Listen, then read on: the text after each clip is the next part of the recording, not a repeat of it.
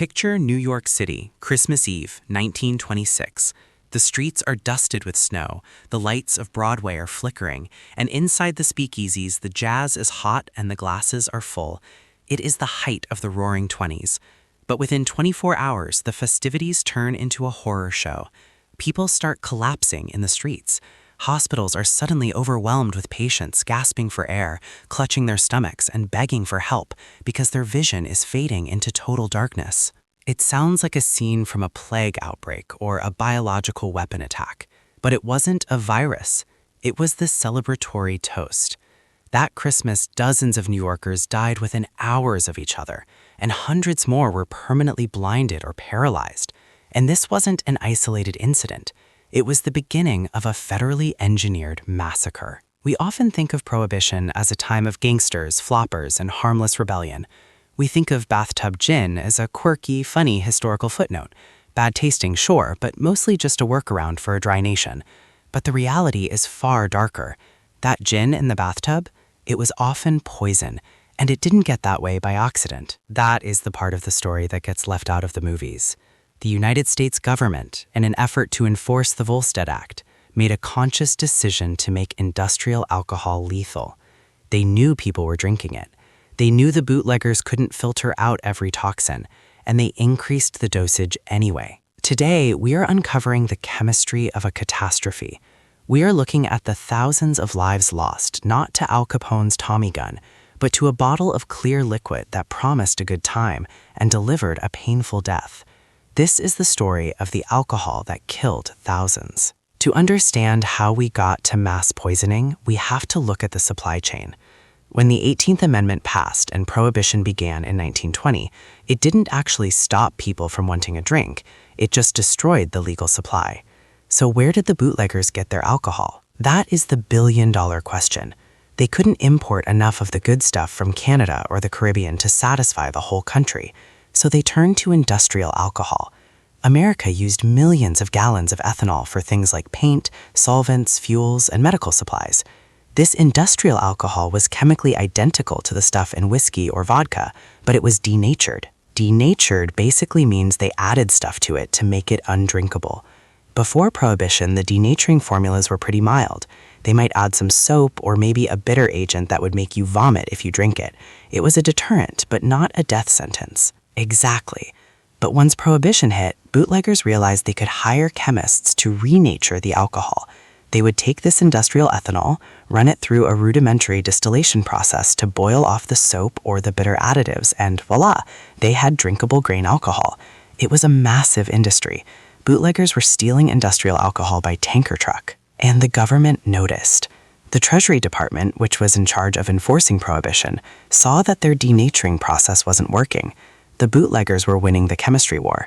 So around 1926, the government decided to escalate. They didn't just want to make the alcohol bitter, they wanted to make it impossible to clean. This is the turning point. The federal government ordered manufacturers of industrial alcohol to use new, more toxic formulas. We are talking about adding kerosene, brucine, gasoline, benzene, cadmium, iodine, zinc, mercury salts, nicotine, ether, formaldehyde, and chloroform. But the biggest killer was methyl alcohol, also known as wood alcohol or methanol. Let's clarify the difference for the listeners because it sounds similar. Ethanol is the stuff that gets you drunk. Methanol is the stuff that kills you. And the government mandated that up to 10% of industrial alcohol had to be methanol. The logic was brutal. Assistant Secretary of the Treasury Seymour Loman actually went on record later saying that if people drank the stuff and went blind or died, they had brought it upon themselves. He said the government was under no obligation to furnish the people with alcohol that was safe to drink, when the law said they shouldn't be drinking at all. It's a staggering moral stance. Essentially, the punishment for the crime of taking a drink was death by poisoning, without a trial. And the bootleggers, they didn't care. They tried to filter it, sure, but methanol is chemically very similar to ethanol. It is incredibly difficult to separate the two using a bathtub still or a basement radiator setup. So they just sold it anyway. They'd mix in some juniper oil to hide the chemical smell, hence bathtub gin, and ship it out. The results were immediate and horrific. We mentioned Christmas 1926 earlier. That was the breaking point for public awareness.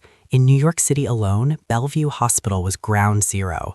Dr. Charles Norris, the chief medical examiner, and his toxicologist Alexander Gettler were watching bodies pile up in the morgue. Let's talk about what happens when you drink methanol. It's not a peaceful way to go. You drink the gin, and at first you just feel drunk. That's the trap. The methanol itself isn't the poison, it's what your liver turns it into. Right. Your body metabolizes methanol into formaldehyde and then into formic acid. Effectively, you are embalming yourself from the inside out. The symptoms usually start a few hours later. Nausea, vomiting, and abdominal pains so severe that victims were often misdiagnosed with appendicitis. And then comes the blindness. Formic acid specifically attacks the optic nerve. It destroys the cells. Survivors described it as a white cloud closing in, or like a snowstorm that never ends. Once that nerve is dead, it never comes back. You are blind for life. In 1926, 1,200 people in New York City alone were sickened or blinded by poisonous alcohol. 400 of them died. And that was just one city. Across the country, the numbers were skyrocketing. In 1920, the year Prohibition started, the death toll from alcoholism was falling.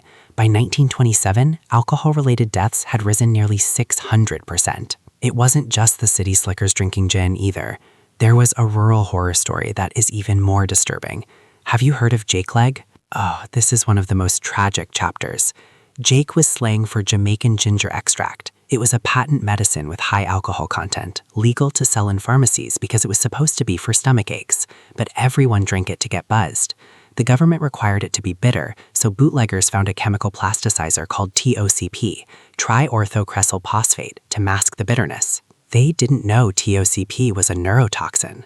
Tens of thousands of poor Americans, mostly in the South and Midwest, drank this Jake. A few weeks later, they started losing control of their feet.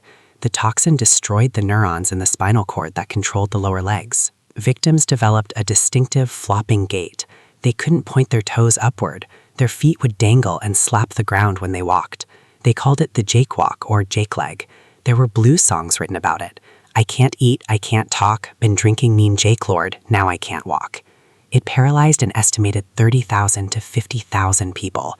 Many never recovered. Think about that scale. 50,000 people permanently crippled because the supply of safe alcohol was cut off and the alternatives were unregulated chemistry experiments.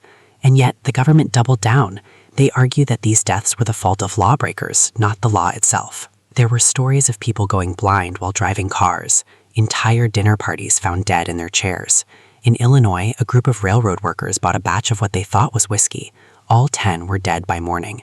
The toxicity was so high in some batches that even a single shot was lethal. This is where Charles Norris, the medical examiner of NYC, becomes a hero. He refused to let this be swept under the rug. He started issuing public warnings. He detailed exactly what poisons were being found in the bodies. Norris famously called it legalized murder. He wrote, "The government knows it is not stopping drinking by putting poison in alcohol. It is punishing the man who drinks it with death." He actually used his own money to hire staff to analyze the poisons because the city wouldn't fund it adequately. The press started to turn. Initially, there was support for Prohibition, but when the headlines changed from police raid speakeasy to government poisons citizens, the public mood shifted. The toxicity of the alcohol became a major argument for repeal. It wasn't just about personal freedom anymore. It was a public health emergency. Senator James Reed of Missouri erupted on the Senate floor. He shouted, "Only one possessing the instincts of a wild beast would desire to kill or make blind the victim who attempts to drink the liquid which he has been forbidden to touch." The defenders of Prohibition, the Dries, were put on the defensive. But even then, the Dry leaders like Wayne Wheeler of the Anti-Saloon League didn't back down. Wheeler famously said, "The person who drinks this industrial alcohol is a deliberate suicide." He argued that to stop poisoning the alcohol would be to compromise the law. It took years, but the sheer body count became undeniable. By the time Prohibition was repealed in 1933, the federal government's poisoning program had killed an estimated 10,000 people. That is more than the total number of American soldiers killed in the Spanish-American War and the War of 1812 combined. It is a sobering legacy. We look back at the 1920s with nostalgia, the music, the fashion, the parties, but beneath the surface was a war on the public, fought with chemistry. The bathtub gin era teaches us a brutal lesson. When you drive a demand underground without addressing the root cause, you don't eliminate the product.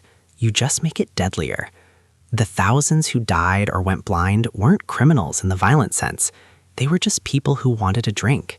And the government decided that was a capital offense. When we look back at the Roaring '20s, the imagery is so vivid, almost romantic. You have the flappers, the jazz bands, the speakeasies hidden behind heavy iron doors. It looks like a party that never ended. But there is a dark chemical underbelly to that party that we rarely talk about. We think of bathtub gin as a quirky historical term, something that implies poor taste or a nasty hangover. But the reality was horrifyingly different. It wasn't just bad liquor. In many cases, it was literal poison. It was poison by design. That is the part that really chills you when you dig into the archives. We aren't just talking about amateur distillers making mistakes, though that certainly happened. We are talking about a specific, calculated collision between the United States government and the black market. It was a chemical war, and the casualties for the American citizens who just wanted a drink. To understand how this happened, we have to look at the supply chain. Prohibition goes into effect in 1920. The 18th Amendment bans the manufacture and sale of intoxicating liquors, but it didn't ban industrial alcohol. The American economy ran on alcohol. It was used in paints, solvents, fuels, medical supplies, antifreeze, you name it. There were millions of gallons of ethyl alcohol being produced legally every year for industry. Right, you can't just shut down the chemical industry. So the government had a system that had been in place long before Prohibition called denaturing. Basically, if you were a factory making paint, you could buy alcohol tax-free, but the government required you to add chemicals to it to make it undrinkable. They added things that tasted terrible or made you nauseous, like soap or foul-smelling oils. And before 1920, that worked fine. If you drank denatured alcohol, you'd throw up, you'd learn your lesson, and you wouldn't do it again. But once Prohibition hits, the demand for drinkable ethanol skyrockets. Organized crime syndicates realized that the easiest way to get liquor wasn't to smuggle it in from Canada or the Caribbean, though they did that too. It was to steal industrial alcohol and pay chemists to renature it. Renaturing was the process of chemically washing the alcohol to remove the bad-tasting additives. Bootleggers would hire chemists, sometimes legitimate ones who had lost their jobs, sometimes amateurs, to distill the industrial alcohol, filter out the soap and the oils, and turn it back into pure, drinkable spirits. Then they'd mix it with juniper oil and glycerin to make gin, or caramel color to make whiskey. And for the first few years of Prohibition, this worked. The bootleggers were winning. They were winning, and the government was furious. The Treasury Department, which was in charge of enforcement, saw that millions of gallons of industrial alcohol were leaking into the speakeasies. They estimated that by the mid-1920s, something like 60 million gallons of industrial alcohol were being stolen and renovated annually. So on New Year's Day, 1927, the government decided to escalate the war. This is the turning point. This is where it goes from a game of cat and mouse to a public health catastrophe. The Treasury Department ordered that the formulas for denaturing alcohol be changed. They made them much, much deadlier. They required manufacturers to add significantly more methanol, wood alcohol, which is incredibly toxic. They also added things like kerosene, brucine, gasoline, benzene, cadmium, iodine, zinc mercury salts, ether, formaldehyde, and chloroform. Just listen to that list. Cadmium, formaldehyde, chloroform. These aren't things that just make you sick. These are things that kill you. The logic was brutal. The Assistant Secretary of the Treasury, Seymour Loman, famously said that if people drank this stuff and died, well, that was their own fault. He essentially argued that the government was under no obligation to protect a citizen from their own criminal activity. But there was a fatal flaw in their logic. They assumed that if they made the alcohol poisonous enough, the bootleggers would stop stealing it, or the drinkers would stop drinking it. But the bootleggers didn't stop. They just tried to filter out the new poisons. The problem was methanol is chemically very similar to ethanol. It is extremely difficult to separate the two once they are mixed. You can't just boil it out because their boiling points are too close. So you had bootleggers selling renatured alcohol that they thought was clean or that they didn't care wasn't clean. They would sell it to speakeasies who would mix it into cocktails to mask the chemical taste. And the customer would have no idea. They'd order a gin Ricky, drink it, and feel fine for a few hours. That's the terrifying thing about methanol poisoning. It has a delayed onset. When you drink methanol, your body metabolizes it. But unlike ethanol, which breaks down into acetaldehyde and then acetate, methanol breaks down into formaldehyde and then into formic acid. Formic acid is the same stuff red ants use to sting you. Basically, your body starts to become acidic from the inside out. The symptoms usually start at about 12 to 24 hours after drinking. You might wake up with a headache, nausea, maybe some abdominal pain. You'd think it was just a bad hangover, but then the vision problems would start. People described it as being in a snowstorm. The formic acid specifically targets the optic nerve. It destroys the cells that transmit visual information to the brain. Blindness could be permanent and instant. There were stories of people sitting at a breakfast table, hungover, and suddenly screaming that the lights had gone out when it was broad daylight. And if you drank enough, the formic acid would lead to respiratory failure, coma, and death. It was an agonizing way to die. Your body essentially suffocated on a cellular level. The scale of this reached a breaking point during the holidays of 1926. This became known as the poisoned alcohol holiday. In New York City alone, Bellevue Hospital was overwhelmed. On Christmas Eve, the emergency room was lined with stretchers. People were hallucinating, gasping for air, going blind. In just that one holiday season, dozens of people died in New York, and hundreds more were hospitalized. There's this haunting report from the time describing the morgue at Bellevue. They ran out of space. Charles Norris, who was the chief medical examiner of New York City, was absolutely incensed. Norris was a wealthy aristocrat who took the job because he believed in science, and he saw this as mass murder. He issued a public statement that was shocking for a public official. He called the government's policy legalized murder. Norris didn't just talk. He used his own money to fight it. He and his chief toxicologist, Alexander Gettler, worked tirelessly to analyze the bodies. They proved scientifically that these people weren't dying from bad living or alcoholism.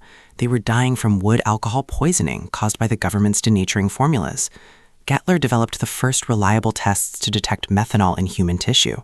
Gettler is an unsung hero here. He would spend days in the lab distilling human brains and livers, trying to isolate the toxins. He found traces of everything we mentioned earlier: kerosene, mercury, wood alcohol.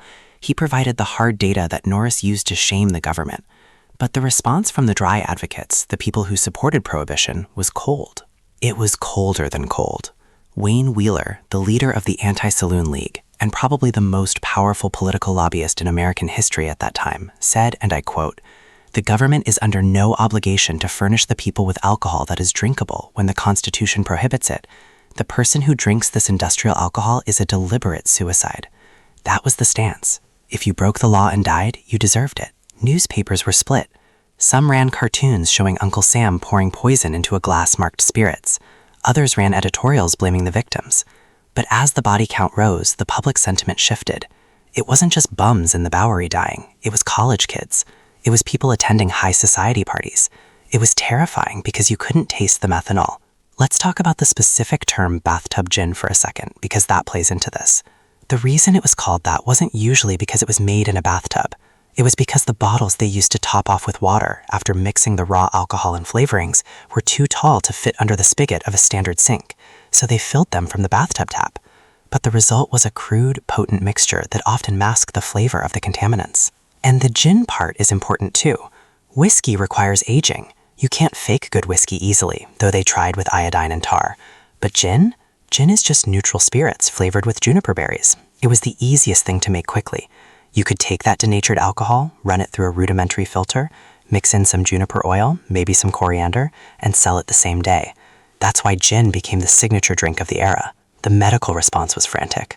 Doctors were trying everything. If they caught it early, they would pump the stomach. They used sodium bicarbonate to try and neutralize the acidosis in the blood. Ironically, one of the treatments for methanol poisoning is the administration of ethanol. Regular alcohol competes with the methanol for the enzyme in your liver, slowing down the creation of that deadly formic acid. But in the middle of Prohibition, getting clean, medical-grade ethanol to treat patients was a bureaucratic nightmare. Imagine the irony. You are dying from alcohol, and the cure is alcohol. But you had to be careful. If the patient had already metabolized too much, nothing could save them. There are stories of entire parties being wiped out. In 1928, there was a case in a rural area where a group of railroad workers bought a batch of liquor. Within 2 days, 11 of them were dead. It wasn't just methanol either. That was the big killer. But there was also Jamaica ginger, or Jake. This was a patent medicine that was about 70% alcohol. It was legal to sell as a medicine, provided it was spicy enough that no one would drink it for fun. But people did. To get around the testing, bootleggers added a plasticizer called TOCP to fool the government chemists into thinking it had enough solids in it. TOCP is a neurotoxin. This led to the Jake leg epidemic. TOCP destroyed the nerves in the spinal cord that controlled the feet and legs. Victims would lose control of their feet, leading to a distinctive high-stepping, slapping gait where their feet would flop down. It paralyzed tens of thousands of Americans. They weren't dead, but they were permanently disabled. There are blues songs from the era about Jake leg blues. It was a visible scar on the population. The Jake leg crisis affected somewhere around 50,000 people. The methanol poisoning killed an estimated 10,000 people over the course of Prohibition. 10,000 people. That is a staggering number for a government policy failure. And yet, for years, the Anti-Saloon League held their ground. It took the tireless work of Charles Norris and the shifting political winds of the Great Depression to finally end it. Norris kept publishing the toxicology reports. He kept pointing out that the rich could afford imported, safe scotch, while the poor were drinking poisoned industrial solvent. He framed it as a class war, which it absolutely was. And that argument eventually won. By the time the 1932 election rolled around, the dry argument that Prohibition improved public health was dead in the water. How could you argue it improved health when thousands were going blind or dying? The violence of the gangsters like Al Capone grabbed the headlines, but the silent death in the hospitals was in many ways more damaging to the moral authority of the law. When Prohibition was finally repealed in 1933, the poisoning stopped almost overnight. Once legal, regulated alcohol production resumed, there was no need to steal denatured industrial solvents. The market for bathtub gin evaporated. But the legacy remained. We have a generation of people who were blinded or crippled, and a deep distrust between the public and public health officials that lingered for decades. It also changed forensic science forever. Because of the need to distinguish between ethanol and methanol in autopsies, Alexander Gettler and Charles Norris practically invented modern toxicology. Before them, poisoning was often a guess. After them, it was a science. New York City's medical examiner system became the gold standard for the world, born out of the necessity of counting the Prohibition dead. So when we look at those old photos of speakeasies now, we shouldn't just hear the jazz music. We should remember the fear. The fear that the next sip might be the one that turns the lights out forever. It's a sobering reminder of what happens when ideology trumps public safety. Absolutely. It's the story of how a glass of gin became a game of Russian roulette. And that is the tragic, toxic truth of the alcohol that killed thousands. But before we wrap up, I want to circle back to one specific detail you mentioned, the chemists. We talk about the government chemists and the bootleg chemists, but there was this whole gray area of consulting chemists during the 1920s. These were guys who set up shop specifically to help regular people test their booze. Right, you could actually bring a sample of your scotch to a pharmacy or a private lab, pay $1, and they would run a test to tell you if it was going to kill you. It became a cottage industry. There were even home testing kits sold in magazines. Is your drink safe? Test it now. It shows just how normalized the danger had become. And the reliability of those tests was questionable at best. Some could detect methanol, but many couldn't detect the heavy metals like zinc or lead that came from the improvised stills. Bootleggers were using car radiators as condensers. The lead soldering in the radiators would leach into the alcohol.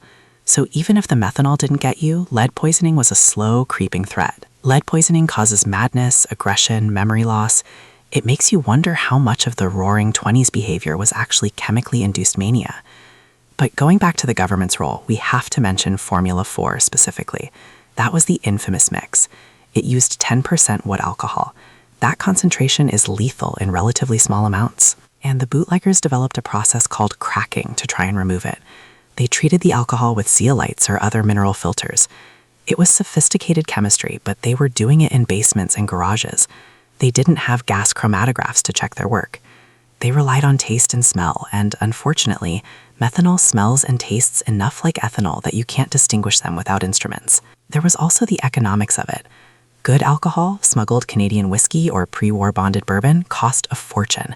A bottle might cost $10 or $15 in 1920s money, which is over $150 today. But a shot of bathtub gin, that was cents. So the poison disproportionately targeted the working class. The wealthy drinked McCoy, the poor drinked poison. Exactly. Charles Norris wrote extensively about this class divide. He noted that he rarely performed autopsies on the wealthy for wood alcohol poisoning. It was the dock workers, the immigrants, the laborers. It was a tax on poverty, levied in blood. And the government knew this. There were internal memos in the Treasury Department acknowledging that the diversion of industrial alcohol was unstoppable. They knew they couldn't police every factory and every shipment. So the poisoning program was a desperate last-ditch effort to use terror as a deterrent. They wanted people to be afraid to drink. Terror management. But addiction and social pressure are stronger than terror. People rationalized it. It won't happen to me, or I know my bootlegger, he's a good guy. Trust became a currency. If you had a safe source, you held on to them for dear life. We should also touch on the long-term health effects for those who survived. Even if you didn't go blind, chronic exposure to lower levels of methanol and other contaminants caused severe kidney and liver damage. We saw a spike in cirrhosis rates, not just from the volume of alcohol, but from the toxicity of it. And the psychological toll, the anxiety of the era. You were committing a crime every time you took a sip, and you were risking your life. It created a cynical, hardened populace. It eroded respect for the law in a way that took generations to rebuild. When the law tries to kill you, why should you respect the law? That's a profound point. The legacy of Prohibition isn't just the rise of the mafia. It's the breach of contract between the state and the citizen. The state is supposed to protect life, not endanger it to enforce a moral code. The chemists' war of the 1920s is a stark example of what happens when moral crusades lose touch with human reality. And as we close this chapter, it's worth remembering the names like Charles Norris and Alexander Gettler. They stood between the government and the citizens, armed only with test tubes and a sense of ethics. They are the reason we know the truth about the bathtub gin crisis today. Their work laid the foundation for the FDA and consumer protection laws we take for granted. Today, if you buy a bottle of gin, you know it won't blind you. That safety was written in the ink of toxicology reports from the 1920s. So next time you have a cocktail, maybe a gin and tonic, take a moment to appreciate the clarity of the spirit. It's not just filtered, it's safe. And 100 years ago, that was a luxury thousands of people died trying to obtain. We'll be back next time with another dive into the forgotten corners of history. Until then, stay safe and watch what you drink.